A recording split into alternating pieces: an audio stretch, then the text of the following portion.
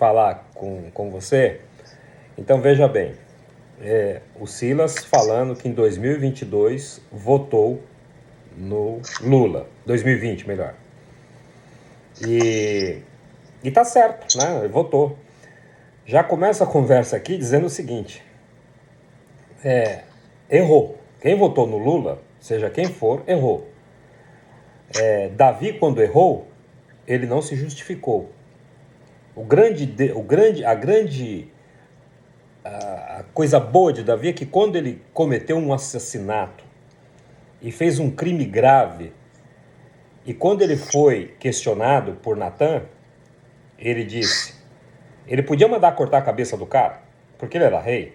Ele podia falar, soldados, né? Não, ele foi e falou, Senhor, eu pequei contra ti e pequei contra a nação. Todo mundo mete a boca em Davi, falando do erro dele, do pecado, que ele era adulto, mulherengo, etc. Agora, eu vejo muito pouca gente tendo o sentimento e as atitudes de Davi, quando ele poderia dizer, se explicar, né? Fala, não, eu sou humano, eu sou falho, eu também, agora eu pego a mulher de qual soldado eu quiser, eu posso ter quantas concubinas eu quiser, né? Não, ele foi e reconheceu. Então, ter votado no Lula, né, já foi um grande erro, porque o voto é uma semente também. O voto entra-se quando a Bíblia diz o que você semear, isso você colherá. Então, lá atrás, os evangélicos votaram no Lula em 2020 e ele assumiu. E aí agora o quê? As consequências desse voto. Nós estamos sofrendo as consequências porque nós abrimos as portas para o mal. Aí, de falar que eu não conheço, que eu estava dando uma oportunidade, poxa vida, alguém aparece na minha vida, começa a me pedir o mais importante, pedir para entrar dentro da minha casa, morar na minha casa, com os meus filhos, com a minha família, com tudo mais, eu sem conhecer a pessoa, vou ter que dar uma chance para essa pessoa? Vou ter que, em nome dessa, não, pode entrar e fica aqui, aí depois o cara estuprou a família, roubou e matou, mas é que eu tinha que dar uma chance. Não. Aonde estavam os evangélicos? Aonde estávamos nós e fazendo o quê? Em relação ao ímpio, eu até concordo. Agora, cadê o espírito de entendimento que habita em nós? Não é porque sou eu, mas em 2020 eu tive uma visão que esse sujeito, que hoje está candidato novamente, assumia o Brasil e uma multidão correndo, era uma manhã bonita, uma multidão correndo e eu junto com outro amigo, no sentido oposto, tentando avisar essas pessoas do abismo que estava ali na frente, do buraco que elas estavam correndo alegremente para cair, mas elas não tinham ouvidos. Então, aonde está? E nessa multidão eu via pastores, eu via apóstolos, eu via líderes, eu via os crentes, eu via um monte de gente correndo, junto com os demais, junto com aqueles que não são os filhos da luz. E aí o que acontece? Foram enganados, agora o engano sai caro.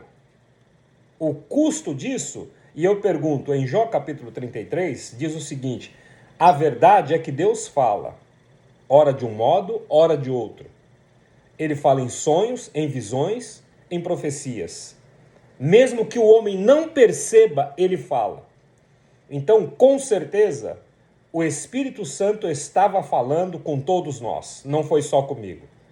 Mas talvez, pelo fascínio das coisas, ou não estar prestando atenção, até mesmo desprezando uma revelação, um sonho, quem sabe alguma pessoa do teu lado não falou, né? Olha, cuidado. Não, imagina. E depois a gente tira. Deus revelou os segredos dele àqueles que o temem. Salmo 27 fala isso, que Deus revela os segredos dele para aqueles que o temem. Então, talvez o meu temor não devia estar bem aguçado naquele momento. E aí voltamos e colocamos esse sujeito. E agora? Agora, as consequências, né, estão aí e temos que correr e tentar desfazer. Mas, como diz, aquilo que você semear, isso também ceifará. Não foi em quem você votou, as consequências você vai colher junto com ele. Agora, Por que hoje a gente critica, então, porque tem evangélico de esquerda? Porque nós, lá atrás, deveríamos reconhecer isto, que nós formamos esses caras.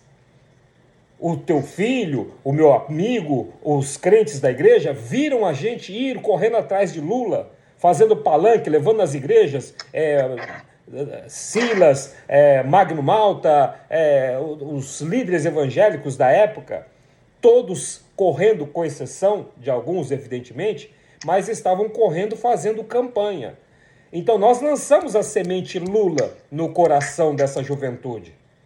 E hoje, se eles são esquerdistas, se eles são comunistas, nós temos o desdobramento disso. Então hoje, o primeiro passo para mudar isso é fazer o que Davi fez.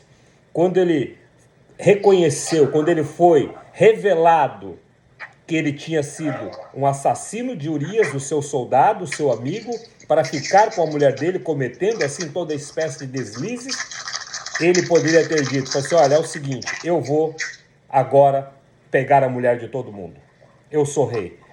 Não, a Bíblia fala que ele se arrependeu profundamente, convocou a nação, fez um pedido à nação de desculpas e se arrependeu profundamente. Então hoje, esses evangélicos de 2020, 2022, e que depois votaram em Dilma, quer dizer, teve 4 anos do Lula, 4 anos nós não percebemos. Depois fomos para Dilma também. E aí? Só agora que a gente, depois que Bolsonaro chegou, então o mais bonito de tudo, errar, não tem nenhum problema, pecar é uma coisa nossa, da nossa natureza humana. Agora, permanecer no pecado é outra coisa.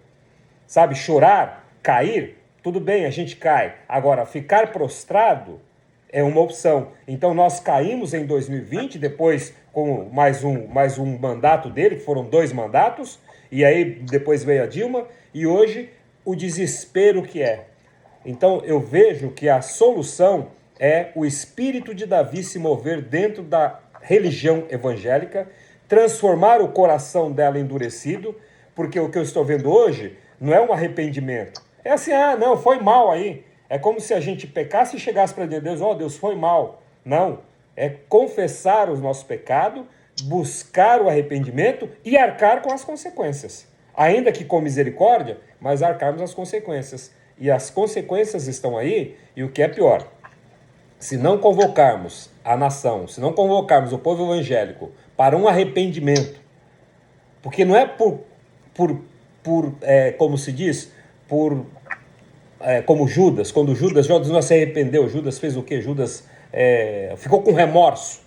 Eu tenho que entender, Deus, eu abri as portas para o comunismo, eu abri as portas para o aborto, eu abri as portas para o inferno entrar na minha nação. E eu fui muito infeliz e te peço perdão. Mas, por favor, me ajuda a reverter esta situação. E assim, nós veremos 2 Crônicas 7,14.